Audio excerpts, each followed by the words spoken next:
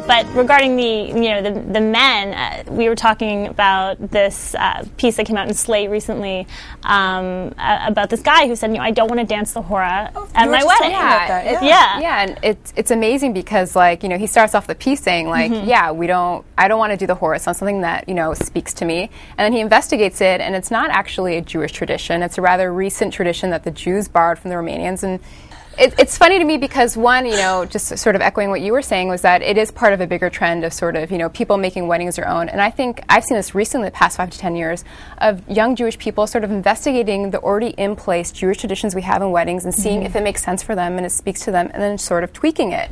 And for him, it didn't speak. He doesn't want to do it.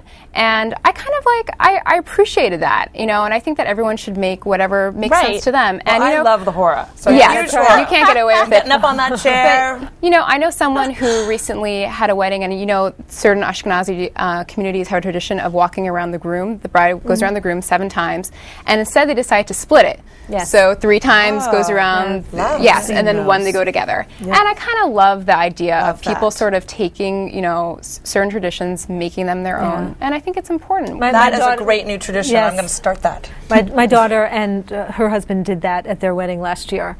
And it can be a little complicated with the choreography, but it is lovely because it is it symbolizes the equality with which they felt, I think, they were entering into marriage. Similarly, there are a lot of non-Jews adopting Jewish traditions. Yes, so there are a lot of non-Jewish couples who have ketubot, who break glasses. We're seeing that a lot. Yeah, especially as the ketubot become more sort of artful and almost trendy. We're seeing all of these beautiful artists who are taking ketubot as their inspiration. That's so interesting. But is that really a trend of non-Jewish couples being like, I want a ketubah? Yeah, it is. We sell to a lot of non-Jewish couples at the museum shop at the National Museum of American Jewish History.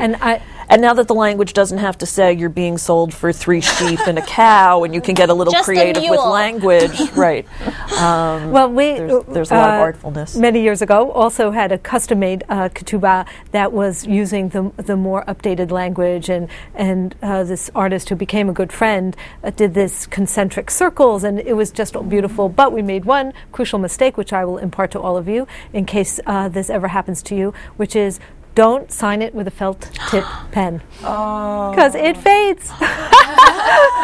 It faded. We're still married, so you're not as far as I'm concerned. But you're not legitimate. But I would really use a ballpoint pen. And the sheep are doing great. That's right. It's all up for discussion on the Salon.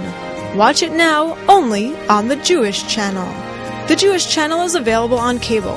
IO Optimum Channel 291, Time Warner Channel 528, Verizon Fios Channel 900, RCN Channel 268, Bright House Channel 330, Frontier Communications, and on Comcast Cable in the on-demand menu under Premium Channels. For more information, visit tjctv.com.